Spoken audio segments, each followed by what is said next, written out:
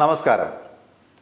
English ഫ്ലുവൻ്റായി സംസാരിക്കുവാനുള്ള കഴിവ് നമ്മുടെ വ്യക്തിപരമായ മുന്നേറ്റത്തിനും കരിയർ വിജയത്തിനും വളരെ അനിവാര്യമാണ് എന്നുള്ളത് നമുക്കെല്ലാവർക്കും അറിയാം.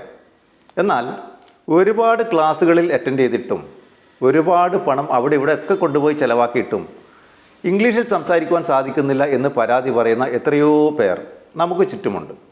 എന്തായിരിക്കാം അതിന് കാരണം?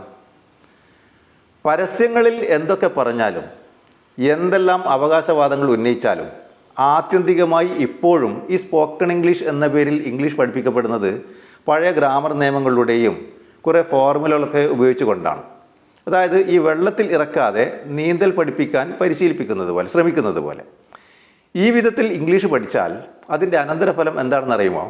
ഇപ്പോൾ നിങ്ങൾക്ക് ജീവിതത്തിൽ ഒരാളോട് ഇംഗ്ലീഷ് സംസാരിക്കാനുള്ള ഒരു അവസരം ലഭിച്ചു എന്ന് സങ്കല്പിക്കും. അപ്പോൾ നിങ്ങൾക്ക് അയാളോട് പറയാനുള്ള കാര്യങ്ങൾ ഇംഗ്ലീഷിൽ സെൻറ്റൻസാക്കി രൂപപ്പെടുത്തുന്നതിന് വേണ്ടി കുറേ ഗ്രാമർ നിയമങ്ങളും ഫോർമുലകളൊക്കെ ആലോചിച്ച് തപ്പിത്തടഞ്ഞ് കഷ്ടപ്പെട്ട് രണ്ടോ സെൻറ്റൻസുകൾക്ക് രൂപം കൊടുക്കാൻ പറ്റിയേക്കാം. അങ്ങനെ നിങ്ങൾക്ക് ഇംഗ്ലീഷിൽ ഒരു സെൻറ്റൻസ് രൂപം കൊടുക്കുന്നതിന് വേണ്ടിയിട്ട് കുറേ ഗ്രാമർ നിയമങ്ങളും ഫോർമുലകളൊക്കെ ആലോചിച്ച് തപ്പിത്തടഞ്ഞ് കഷ്ടപ്പെടുന്ന സമയത്ത് നമ്മുടെ മറ്റേ ആളുണ്ടല്ലോ, ഏതാൾ? ഈ കേൾവിക്കാരൻ.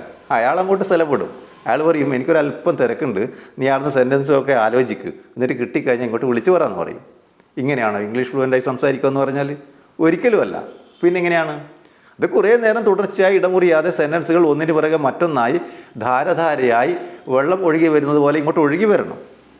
ഞങ്ങളുടെ എൻലൈറ്റൻ യുവർ ഇംഗ്ലീഷ് എന്ന പഠന കേന്ദ്രത്തിൽ നിന്ന് ഇംഗ്ലീഷ് പഠിപ്പിക്കുന്നത് നിലവിലുള്ള രീതിയിൽ നിന്നും തികച്ചും വ്യത്യസ്തമായി, പൂർണ്ണമായും വിപ്ലവാത്മകമായ രീതിയാണ്. ആഴത്തിലുള്ള ഗവേഷണത്തിൻ്റെ അടിസ്ഥാനത്തിൽ ഇംഗ്ലീഷ് പഠന പ്രക്രിയയ്ക്ക് പുതിയ നിർവചനം നൽകുന്ന ഏറ്റവും നൂതനമായ കണ്ടെത്തൽ. ഇവിടെ പേനയുടെയോ നോട്ട് പുസ്തകങ്ങളുടെയോ എഴുതിയെടുക്കലുകളുടെയോ ഒന്നിൻ്റെയും ആവശ്യമില്ല. കാര്യങ്ങളിങ്ങനെ ജസ്റ്റ് കേൾക്കുക, മനസ്സിലാക്കുക, പിന്നീട് അങ്ങോട്ട് പറയൽ തന്നെ. Oral practice, oral practice, oral practice. അതായത് വെള്ളത്തിൽ ഇറക്കിക്കൊണ്ട് തന്നെ നീന്തൽ പരിശീലിപ്പിക്കുന്ന രീതി.